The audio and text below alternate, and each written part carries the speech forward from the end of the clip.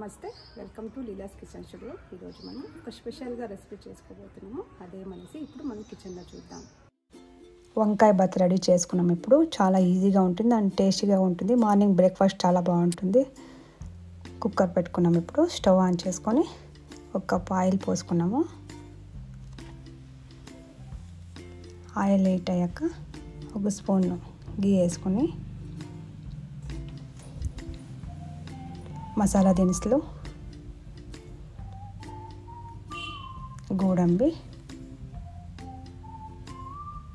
అన్నీ వేసుకొని కొంచెం రోస్ట్ చేసుకున్నాము.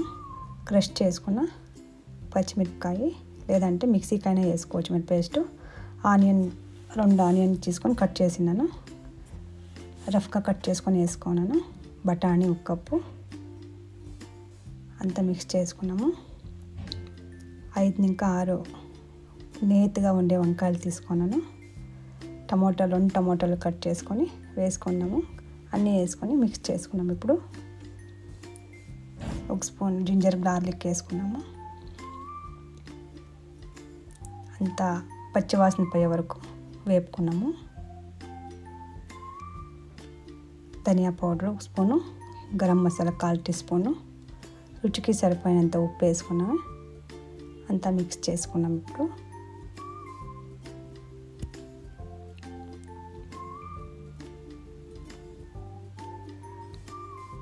అంతా మిక్స్ చేసుకున్న తర్వాత 1 కప్పు బియ్యం తీసుకున్నాను. పచ్చి కొబ్బరి పాలు 1 కప్పు, 1 కప్పు వాటరు అన్నీ వేసుకొని ఇప్పుడు మిక్స్ చేసుకున్నాము. చాలా మిక్స్ చేయకూడదు, బియ్యం నున్నగా అయిపోతుంది. కొత్తిమీర, పుదీనా 2 కట్ చేసుకొని వేసుకొని అంతా మిక్స్ చేసుకున్నాము. ఇప్పుడు క్లోజ్ చేసేస్తాము.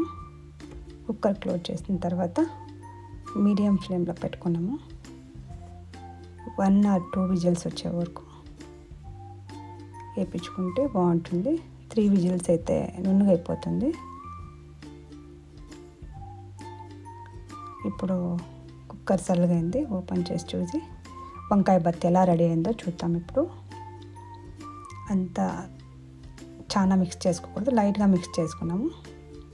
ఇప్పుడు సర్వింగ్ బౌల్కి తీసుకొని సర్వ్ చేసుకున్నాము. చాలా టేస్టీగా ఉండే వంకాయ బత్ రెడీ అయింది.